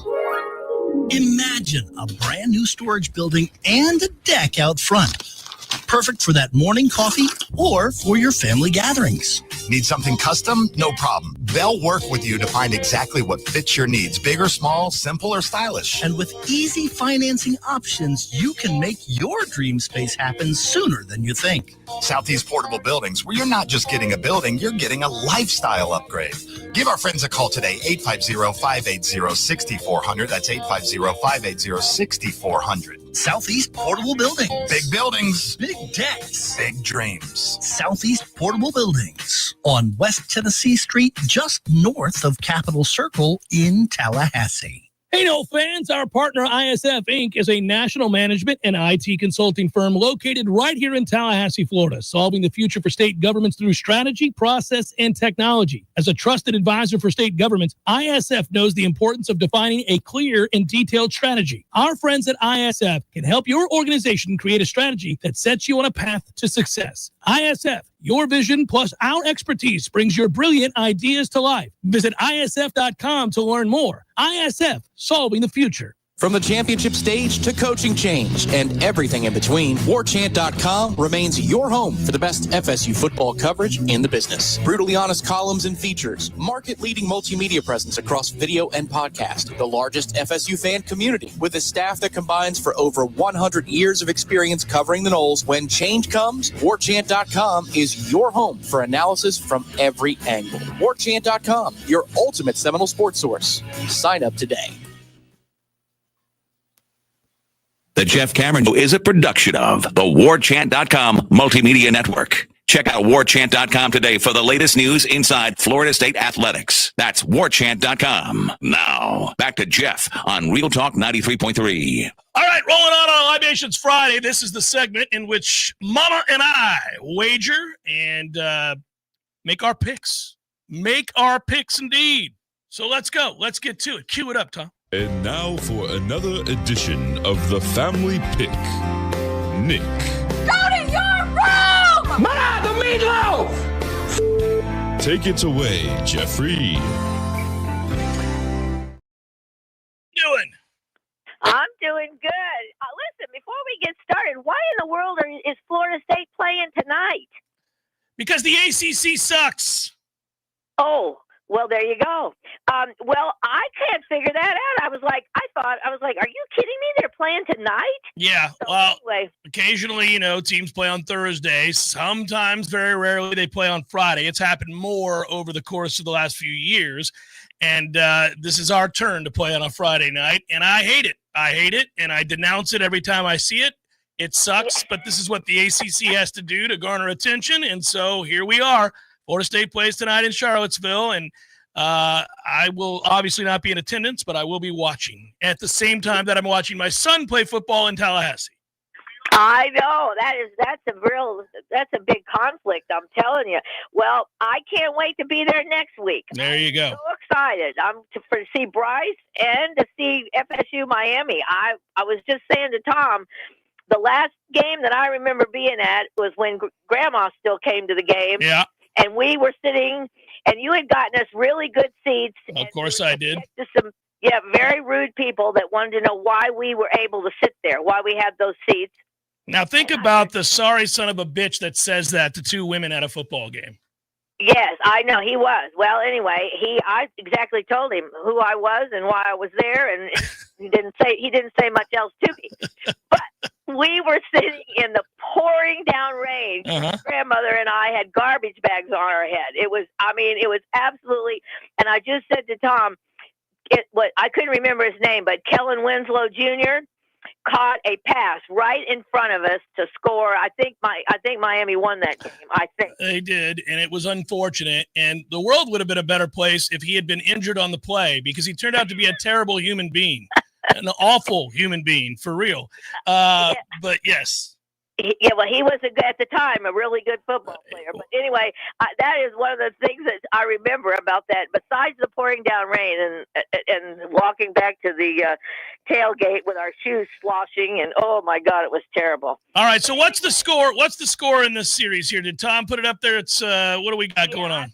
I gained one on you last week. I'm 3 down now. Okay. You are 3 down. Yep.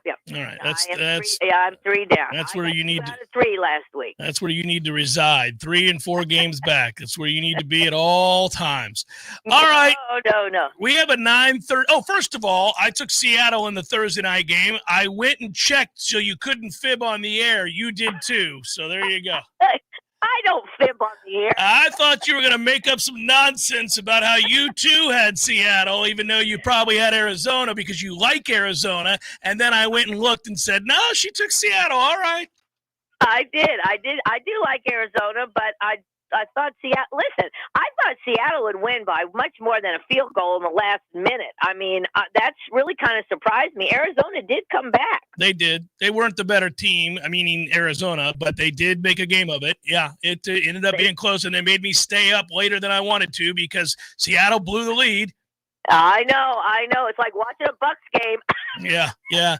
All right, right off the bat, Sunday morning, 9:30 a.m., Minnesota and Pittsburgh over in Ireland.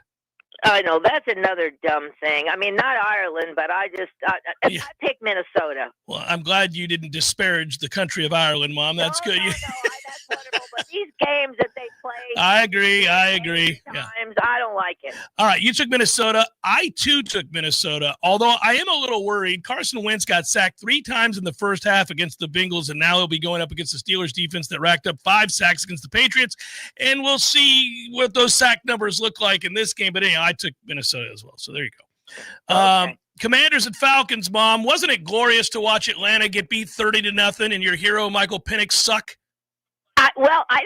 Listen, I looked that up. I thought for sure somebody on Atlanta's team, some major factor, must have gotten hurt. No. I couldn't believe they were all healthy. They beat them like a drum 30-0. What in the world? Carolina must have lost their mind. Well, Atlanta or Carolina, but seemingly Atlanta's the one who lost their mind. They were dominated. I was shocked by that score. Like I said, I thought maybe Penix got hurt or one of their big, receivers or something. I couldn't believe it. But I read and I was like, well, no, it doesn't look like anybody got hurt. So anyway, I know I did love it. So I'm taking Washington. You and me both. By the way, it's interesting. Washington's catching points in this game. Atlanta's favored. I think the thought is that Atlanta will play desperate and angry on the heels of that. Also, the desperate part of that is they're 1-2. They got to make a stand here. But I think there's some problems in-house in Atlanta to go and get beat 30-0 and immediately fire your wide receiver coach, Ike Hilliard, afterwards. They've got some turmoil going on in the inner circle there in Atlanta. So I'm going with you. I'm taking Washington. Oh, good Lord, worst game of the year is next. Saints, Bills. Saints at Bills. Oh yeah, well I'm taking Buffalo. Yeah, you didn't think long about that, Mom. No, I didn't have to think on that one. Browns at Lions. Oh, the Lions. This game is going to be interesting. I think Detroit will win the game. We agree on that, but that's a lot. I know you're not a betting woman, Mom, in terms of the point spread. Cleveland's getting 10 in some locations. I'm just going to tell you that I will take Cleveland plus 10 because Cleveland's defense is for real. That's true. But didn't one of their defensive guys, didn't he get hurt? Or I forget, maybe he's not on. No, you're thinking. Who am I thinking of? No, you're thinking of somebody else, but it isn't. It's not Cleveland. They're fine, and their defense is very good. Their offense isn't good, but their defense is good. Anyhow, we both took Detroit to win the game. Panthers at Patriots. Oh yeah, that's it. Who did I take in that game? I think I took the Patriots. I'm pretty sure I did. I did. Here's my. I'm looking at my sheet here. I took New England. I did. You and me both. Chargers at Giants. Yeah, I took the Chargers. Jackson Dart's first start of his career for the Giants in that one, but it won't matter. The Chargers will win. Okay, here's the one that I think is going to decide the wagers between you and me. Philadelphia at Tampa Bay. Oh no, I'm taking Tampa Bay. We beat them last year, and I think we're going to get. I'm pretty sure we're getting Godwin back, and maybe Wirfs too. And it's at home, and the Heat's going to get to them in the second half. And I'm taking Tampa Bay. Well, I'm taking Philadelphia, and I want to lose this game very badly. Wirfs is coming back, and that moves Barton back to center where he belongs and gives you a fighting chance. I don't know about Godwin just yet. I think they're hesitant. They're not sure. But we're still missing too many people in my estimation here. I'm going to take the Eagles, but I want you to win the bet. Okay, good. Me too. All right. The Titans are at the Texans. These two teams have yet to win a football game. I know it. But, I think the Texans, I don't think they're as bad as that. I took the Texans. Colts at Rams. Colts at Rams. I took Indy, but that is that worries me. But I did take Indy. I think Indy's pretty good though. Indy is good. You're paying attention. That's a smart move on your part, but you're going to lose this bet. I'll take the Rams, and you're going to lose both these games, Mom. I hate it for you to be 5 back just like that. Ill-fated Friday in September. Okay, but I like the game, and I'll tell you what. If Indy wins the game, everybody be well aware that they're good. Jags at 49ers. 49ers. I'm going to take Jacksonville to mildly upset the 49ers. How about that? Oh, okay. How about me taking Trevor Lawrence's... You're living on the edge here. Yeah, I'm going to take Trevor Lawrence on the road across the country. Let's go, Jaguars fans. See, all Jaguar fans get mad at me because I call them the Butts, and that they've never really mattered. But I'm like a big-time Jags supporter this year. You are? Well, what happened? Well, I picked them and beat you with them last week. You had Houston, and I had Jacksonville, if you recall. Yeah, I should have won that game. No, you shouldn't have. Jacksonville was the better team, and they showed it. But the point is, I actually think Jacksonville has the pieces, and I liked the hire of Liam Cohen, our former offensive coordinator. Yeah, me too. And so I do think, I think the quarterback may be holding him back, but I think there's some pieces there. All right, Ravens and Chiefs. Yeah, that's a goodie. I'm taking Baltimore. I think Baltimore is going to be mad too, and Kansas City's got some issues too. I don't think they're so very good except for Patrick. I think they've got issues. I'm taking Baltimore. They do have issues, and I'm taking Baltimore to win the game. Both teams are 1-2. Both teams will be desperate. That's a dangerous pick on our part for the road team against the desperate Kansas City team. But I think Baltimore has better players, so I will take it. And that's the other part about this. Kansas City has yet to establish a running game. Give me Baltimore. All right, the Bears are at the Raiders. The Bears are at the Raiders. Yeah. Oh, God. Well, you know what? I took Chicago last week, and they came through for me. They did. I'm taking Chicago. I am as well. They are the underdog in this game, but I like the Bears to go on the road and win the game. Packers at Cowboys. Green Bay.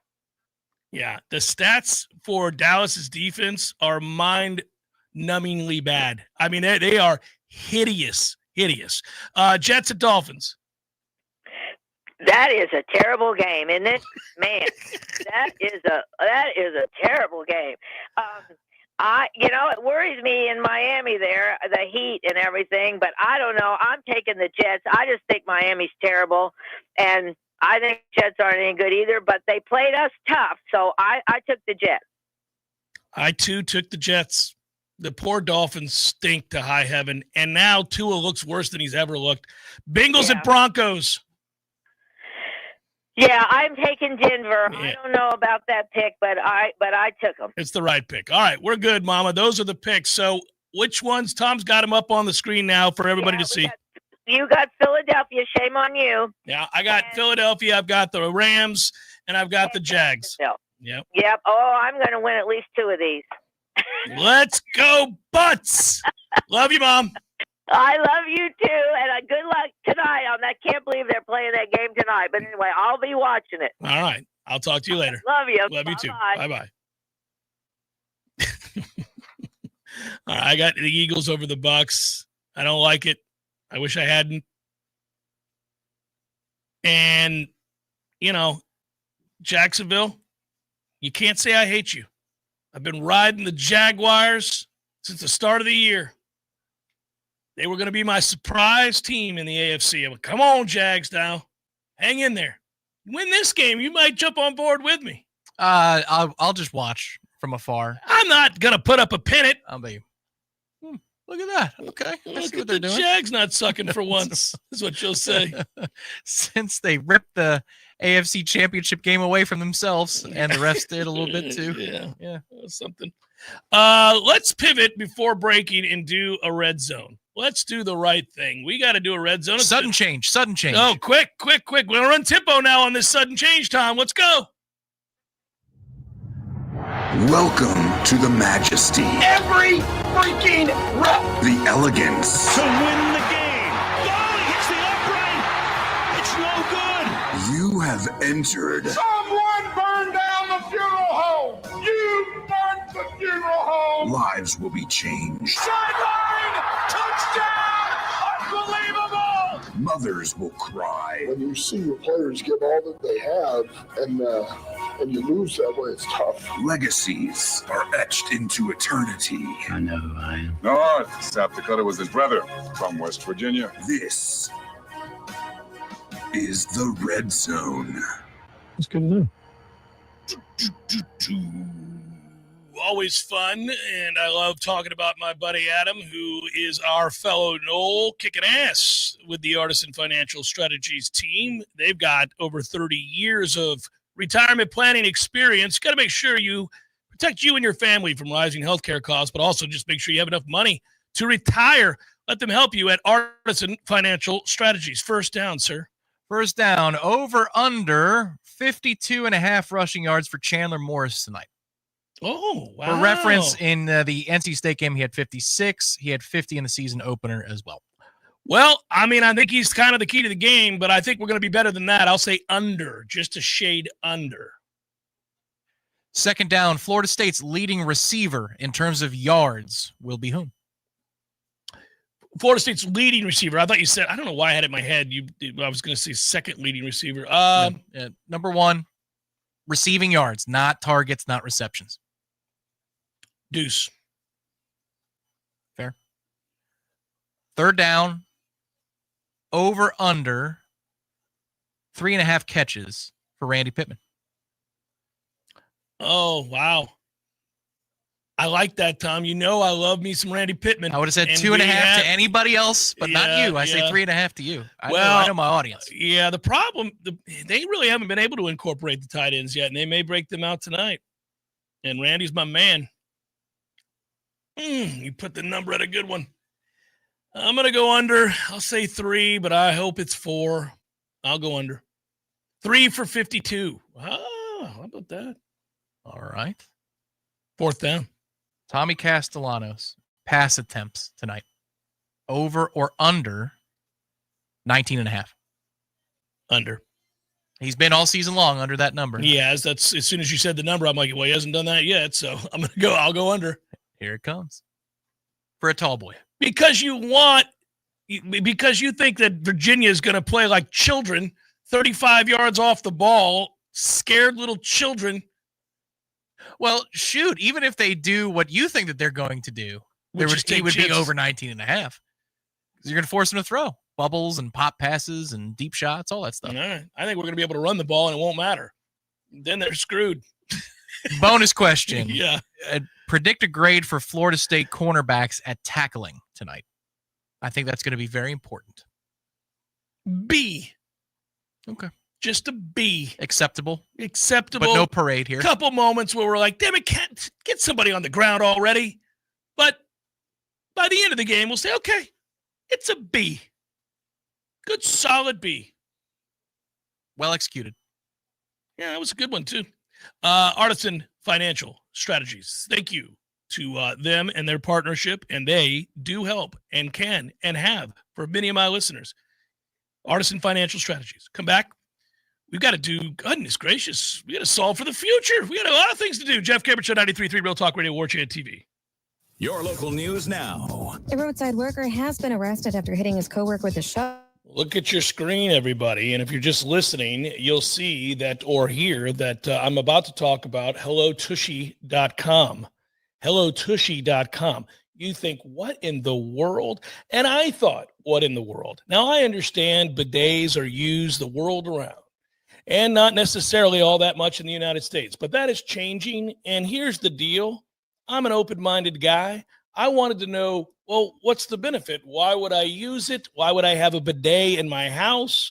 Why would I don't know. It felt a little weird. I thought it would be a little weird, but there are benefits, and I did know that. I've heard that before. First of all, you reduce itching and irritation and micro tears. They'll tell you that. This is soothing water instead of toilet paper, scratchy toilet paper, or damaging wipes, you know? And that whole process is kind of, when you think about it, it's nasty. It's nasty. And I found out that using a bidet is far more sanitary and actually very, very easy.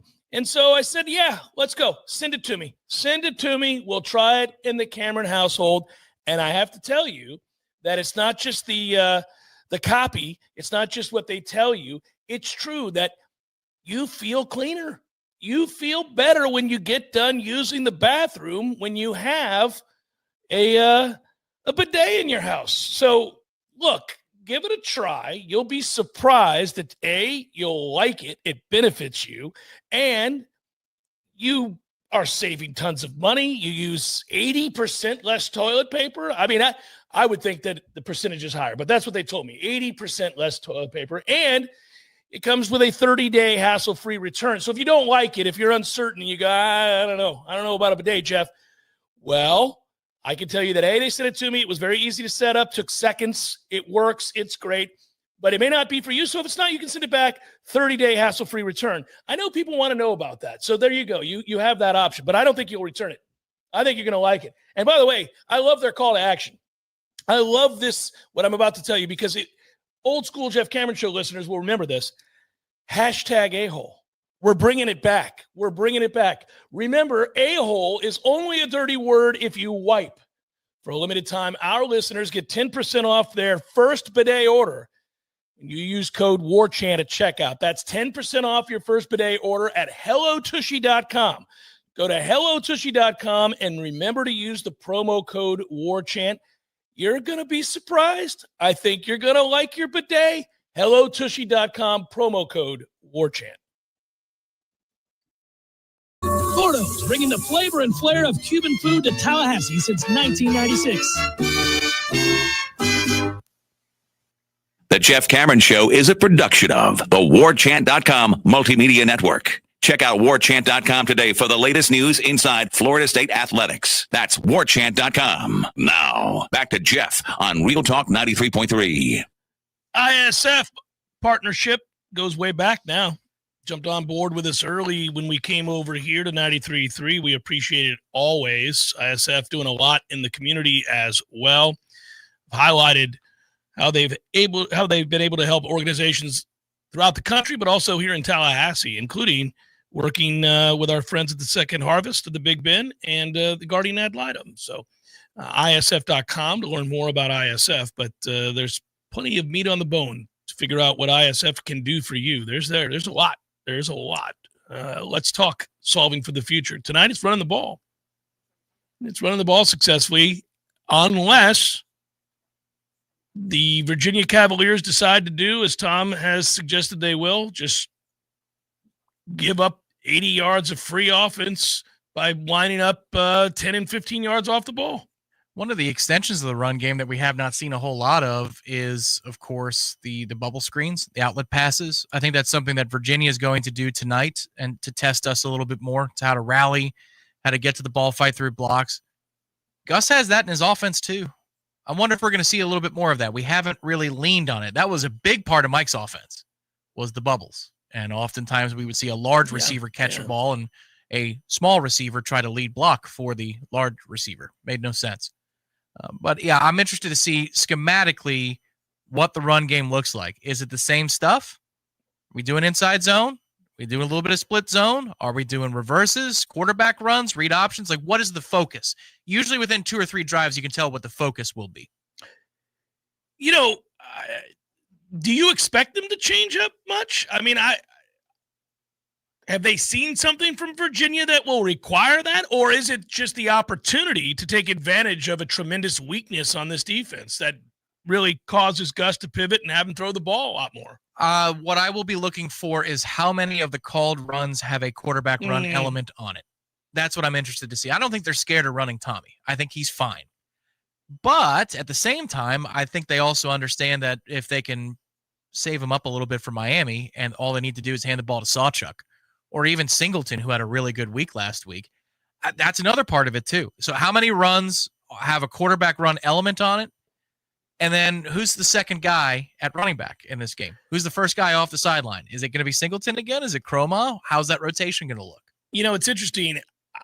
There'll be probing early on like there is in every game. I think they want to be boring.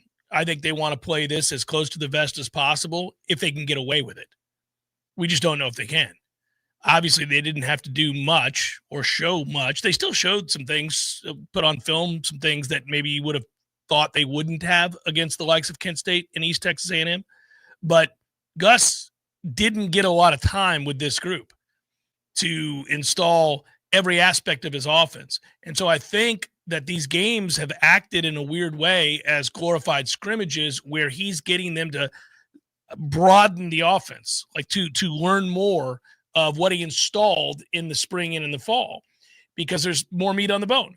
And it will be interesting to see if that trend continues, where you see other aspects of an offense that you wouldn't have even been required to run to beat either of the last 2 opponents, but you did it because you need them to know it like the back of their hand, and they will have needed to run it before you face a team that is a step up.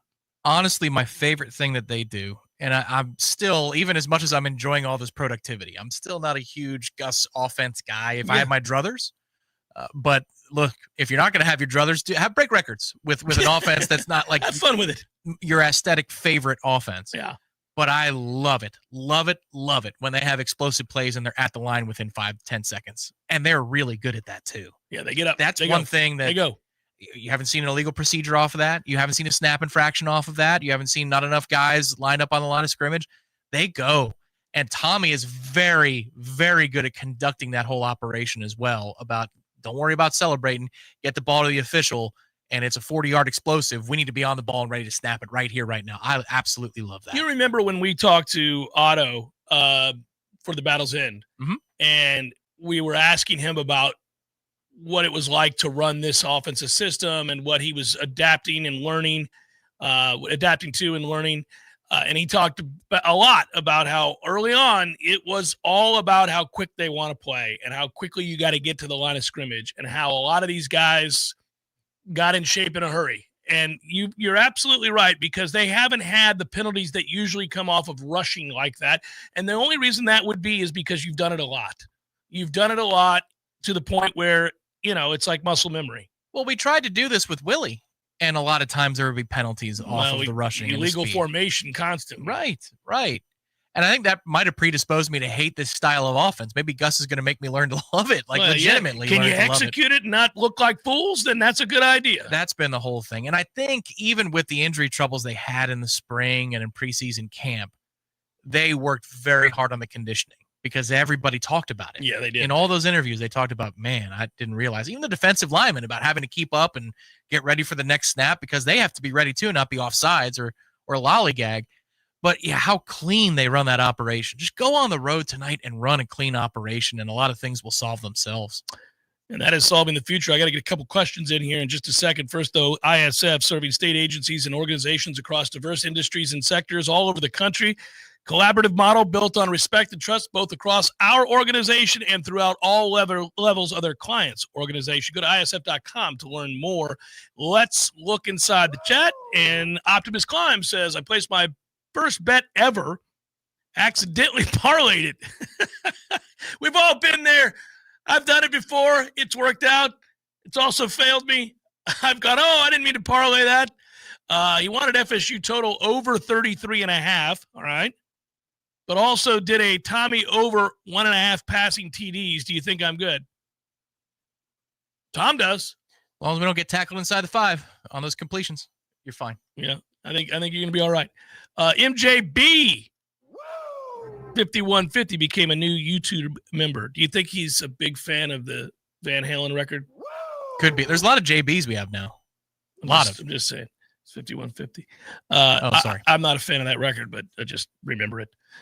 Brock Cunningham writes, I watched Coach speak this week and appreciated the farewell to Mike Gundy, although my personal favorite post-game speech would be Augie Garrido, the University of Texas baseball coach. Augie was not afraid to say words. Profane words in bunches. That is true. Thank you, Brock. Appreciate you, Brock. Never lose your nerd. I kind of like the Friday night game. I took off work and taking my wife on a date to watch the game with the Noles Booster Club of Dallas. Well, that's cool. If she thinks of it as a date, you got to keep her. You got to keep her, my man. Fun with that. Good times. We're going to do the pregame show next. Stay tuned. That link will be in the chat.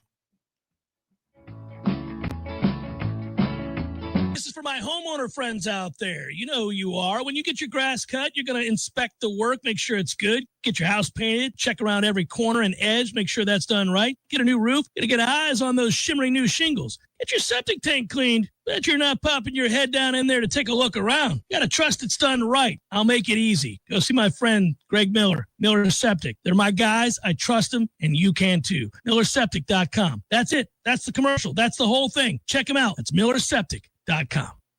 Water is your home's worst enemy. It finds cracks, soft spots, and weaknesses. But not on our watch. At Gutter Solutions and Waterproofing, we're veteran-owned and built different, driven by detail and the pursuit of excellence. We install seamless gutters, underground drainage, and waterproofing systems that don't fail. Because when you live with discipline, water doesn't stand a chance. Gutter Solutions and Waterproofing. Visit guttersolutions.net. With us, it's personal.